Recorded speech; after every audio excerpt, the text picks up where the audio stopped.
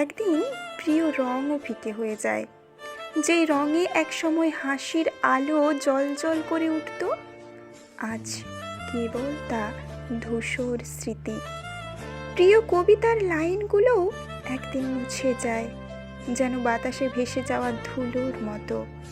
মনে পড়ে যায় সেই শব্দ, কিন্তু খুঁজে পাওয়া যায় না। সময়ের অদৃশ্য আঙুল সব কিছুর ওপর দিয়ে টেনে নিয়ে যায় এক নিস্তব্ধ রেখা, যা এক সময় অমূল্য ছিল, তাই ধীরে ধীরে অচেনা হয়ে যায়।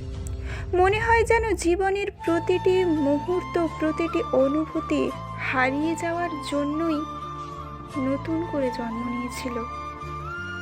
বন্ধুত্ব, ভালোবাসা, সুখ, দুঃখ সব কিছুই যেন এক অদ্ভুত রকমের অনুভূতি।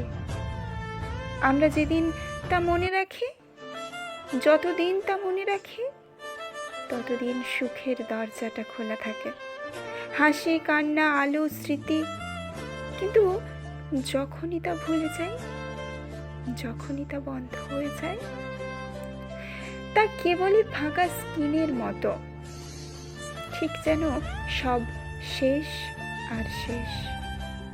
যেখানে আগের মতো রং জ্বলজ্বল করে ওঠে না, যেখানে আগের মতো কবিতা আর ছন্দ খুঁজে পায় না, যেখানে আগের মতো আর সুর খোঁজা যায় না।